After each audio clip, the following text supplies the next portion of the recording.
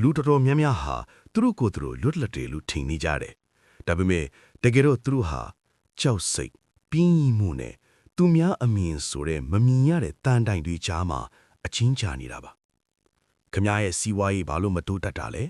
ခမရဲ့ဘဝကဘာလို့ဒီနေရာမှာတင်ရပ်နေတာလဲအဖြေကအပင်မှာမဟုတ်ပါဘူးခမရဲ့အတွင်းထဲမှာပဲရှိတာပါပုံမြင်လေးတစ်ပတ်ပြောပြပါစီရှီတုံးကကြောက်စစ်စရာတယောက်ဟာသူ့ဘဝတစ်လျှောက်လုံးအလှဆုံးရုပ်တုကိုထုစစ်ဖို့ကြိုးစားခဲ့တယ်ဒါပေမဲ့သူထူးသမျှရုပ်တုတွေကတစ်ခုမှမပြည့်စုံဘူးတနေ့မှာတော့သူဟာမှန်တစ်ချက်ချိမှရပ်ပြီးကိုပြန်ကြည့်မိတယ်အဲ့ဒီချိန်မှာသူနားလဲသွားတယ်ငါထုစစ်ရမှာကကြောက်ခဲမဟုတ်ဘူးငါရဲ့စိတ်ဓာတ်ကိုအရင်ထုစစ်ရမှာပဲဆိုတာကိုပေါ့စီးပွားရေးမှာအောင်မြင်ဖို့ဆိုတာ view ဟာဒီတဲ့စီကန်းဆိုတဲ့ discipline ကပိုအရေးကြီးပါတယ်မနက်ခင်မှာအေးရထားခြင်းစိတ်မရှိတဲ့ခမားနဲ့အောင်မြင်ခြင်းနဲ့ခမားကြားမှာနေ့တိုင်းစစ်ပွဲဖြစ်နေတာပါအဲ့ဒီစစ်ပွဲမှာဘသူနိုင်တယ်လဲခမားဟာကိုတော့အမိမပေးနိုင်ရင်ခမားရဲ့ဝန်တိုင်းနေနဲ့ခမားရဲ့ဈေးကွက်ကိုဘလို့အမိပေးမလဲငွေကြေးမှာ compound interest ရှိတယ်လို့စရိုက်လက္ခဏာမှာလည်းရှိပါတယ်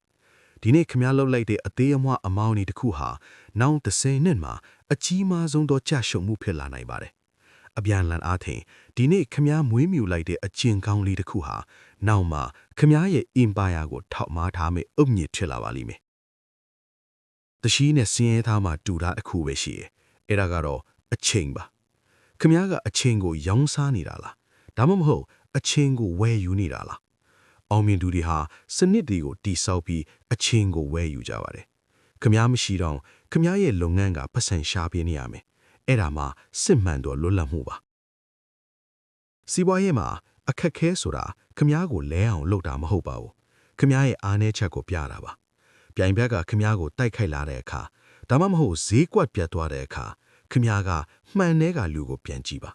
ခမားတောင်ဝလဲရင်ခမားရဲ့ empire ကလုံးဝပြိုလဲမှာမဟုတ်ပါဘူးနောက်ဆုံးမှာတော့တရားဟာအတော်ဆုံးသူစီကိုမတွားပါဘူးအမြဲတမ်းမဆုတ်မနက်ကြိုးစားသူစီပဲတွားတာပါခမားဟာမှန်တဲ့ကလူကိုအနိုင်ယူနိုင်ပြီဆိုရင်တကဘာလုံးကခမားရှေ့မှာဒူးထောက်လာပါလိမ့်မယ် success mindset နဲ့အတူခမားကိုယ်ရန်ကနေစတင်ပြီး empire တစ်ခုကိုတည်ဆောက်လိုက်ပါ